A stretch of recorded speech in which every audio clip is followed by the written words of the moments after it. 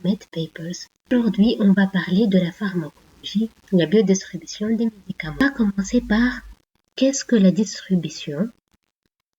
C'est le passage de la molécule de la circulation sanguine vers la cellule cible.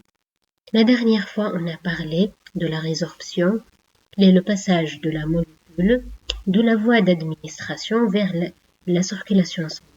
On calcule la biodistribution par le volume de distribution, qui est la quantité et le volume lorsque la quantité de médicaments administrés soit en équilibre avec la concentration plasmatique du médicament. Vous savez que lorsqu'on administre un médicament, on veut savoir s'il est utilisé par tout l'organisme et s'il est bien distribué ou non. Mais on va essayer d'établir ce équilibre de volume de distribution et par quoi il varie. Ce volume il est calculé par la dose du médicament administré sur la concentration plasmatique. Le passage, il se fait par trois moyens, la diffusion intercellulaire, la diffusion passive et le transport actif. Pour la diffusion intercellulaire, c'est un passage passif de la molécule par la paroi du milieu plus concentré vers le milieu moins concentré. La diffusion passive. On a la diffusion facilitée, que la molécule passe spécifiquement par une protéine au canal. On a l'exemple du canal sodique qui va laisser entrer le Na+, sans apport énergétique, passivement, mais seulement le Na+. Le transport actif. Le transport actif, ici, il nécessite la présence de l'énergie ou d'ATP et se fait selon une macromolécule qui laisse passer spécifiquement les ions. Ce transport généralement se fait contre le gradient de concentration, comme on sait, pompe ATPasique Na+, K+, qui fait sortir 3 Na+, et entrer 2 K+. On va passer aux facteurs qui modifient la distribution des médicaments. On va commencer par les volumes liquidiens de l'organisme. On a remarqué que plus ce volume est important, plus que la concentration plasmatique du médicament va diminuer, d'où le volume de distribution va être plus important. Le volume de distribution, c'est la quantité administrée du médicament sur la concentration plasmatique des médicaments.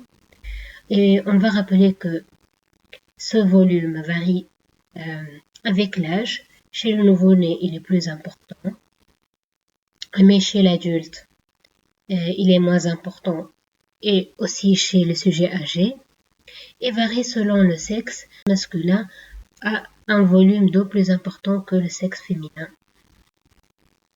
Si, selon l'état pathologique, si le sujet il est atteint d'une maladie causant une déshydratation, on a remarqué que le volume de distribution va être moins important. On va passer à la lipophilie. On a ici deux cas. Si le médicament il est hydrosoluble, il va rester dans le sang ou dans l'espace interstitiel préférentiellement. S'il est lipophile, il va se concentrer dans les tissus adipeux. On a remarqué ici que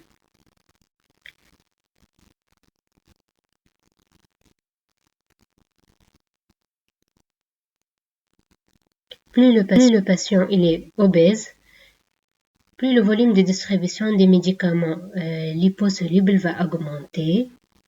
Inversement, pour les médicaments hydrosolubles, leur volume de distribution va diminuer si le patient est plus obèse. Et inversement, si le patient il est moins obèse, le volume de distribution va être augmenté chez les médicaments hydrosolubles plus que les médicaments liposolubles.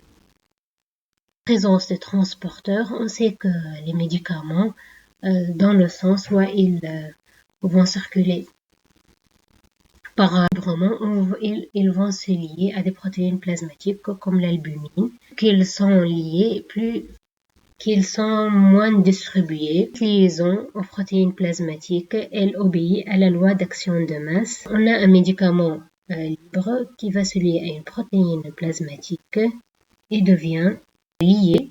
Il est inactif pharmacologiquement pour le moment.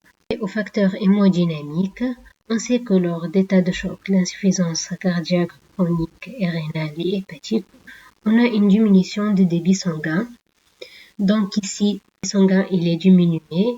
On a une élimination moins importante, comme on a remarqué chez les organes qui sont très vascularisés.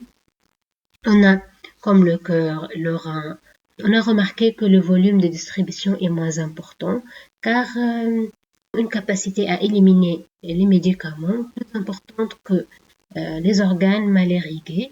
Ici, dans le cas de l'insuffisance hépatique, diminution porteur, spécialement l'albumine, ce qui va augmenter le volume de distribution, car la liaison avec l'albumine transforme le médicament vers sa forme inactive.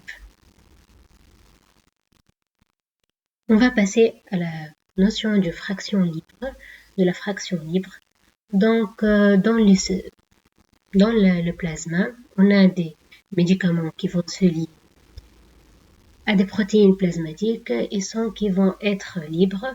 C'est ce qu'on appelle la fraction libre, qui est non saturable. Elle n'a pas une concentration maximale. Elle est pharmacologiquement active et biotransformable, peut subir plusieurs réactions et a un effet thérapeutique. Elle peut être diffusée vers la cellule cible et éliminée. Par contre, la fraction liée, elle a une concentration maximale, elle est pharmacologiquement inactive, elle ne peut être ni diffusée ni éliminée, et elle fait partie de réserve, mais ça va être temporairement, car les deux formes liées et libres sont en équilibre réversible. La fraction liée, elle peut passer vers la fraction libre et inversement. La fraction libre, elle est donnée par la formule la concentration des ions libres sur la concentration des ions totales.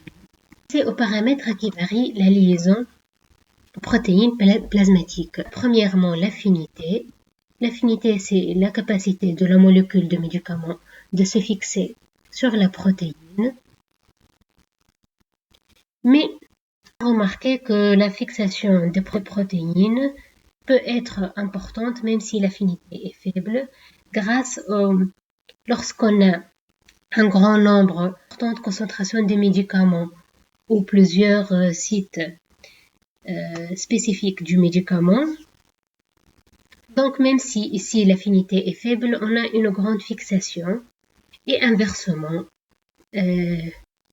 cette fixation peut être faible même si l'affinité est importante, si on n'a pas une concentration suffisante de médicaments et un nombre insuffisant de sites disponibles. Ici, cette quantité de protéines disponibles pour la fixation, elle peut varier en pathologie. Notamment, on parle de l'hypoalbuminémie. Donc ici, si on a une hypoalbuminémie, il ne va pas être beaucoup de protéines disponibles pour la fixation. Donc ici, la fraction libre va être plus importante que la fraction liée, d'où le volume de distribution va être plus important. Et comment on a regardé que le volume de distribution chez les insuffisants hépatiques est plus important que chez les sujets normaux. Enfin, on va parler de la compétition entre deux médicaments pour un même site. Elle varie aussi la liaison de protéines plasmatiques.